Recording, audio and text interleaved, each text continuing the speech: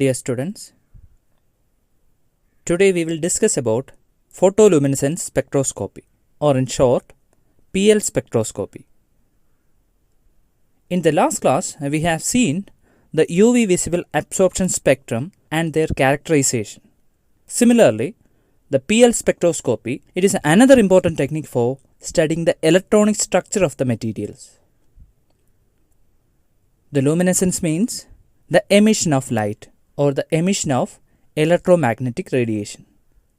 The photoluminescence means there will be absorption as well as emission of light. First, the absorption of photons, then the relaxation of electrons or the emission of light. That is, the photoluminescence is the emission of light because of the absorption of photons. Okay.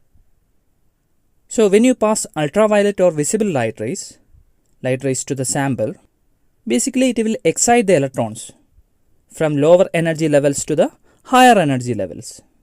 It is known as electronic transitions.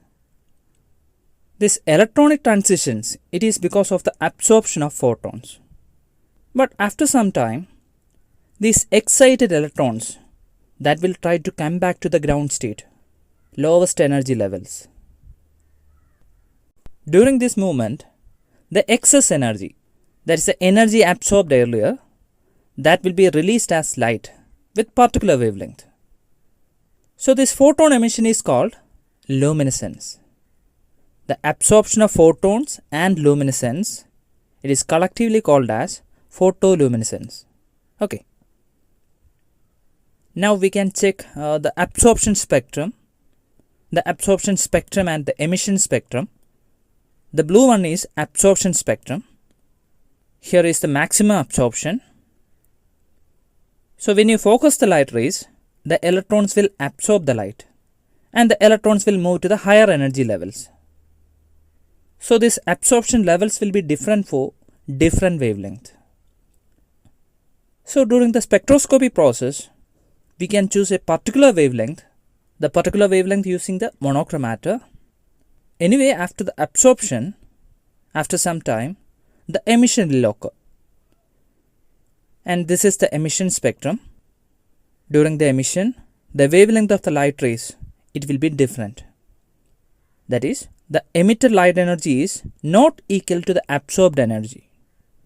Because in the excited region, that is in the conduction band, there will be different vibrational sublevels, sub-energy levels.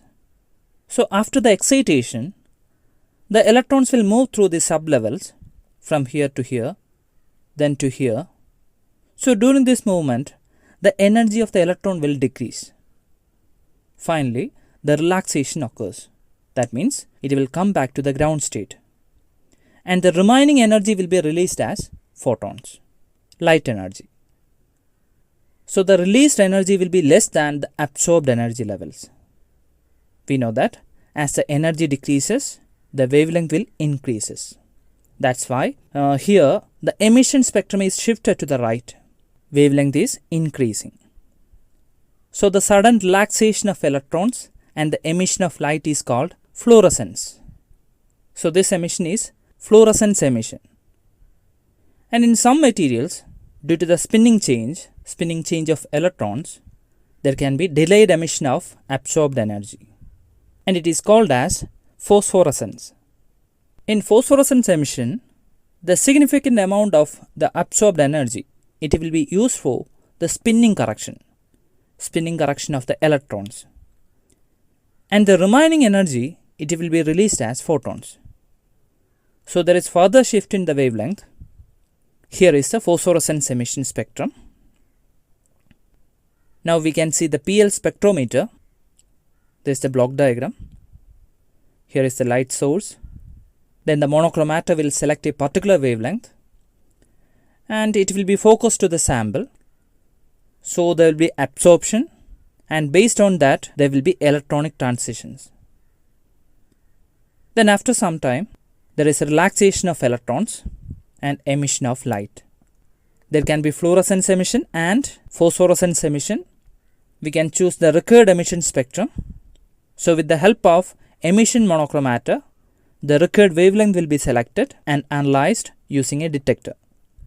Then for the proper recording of the signals, we can amplify these weak signals and plot the emission spectrum. Okay.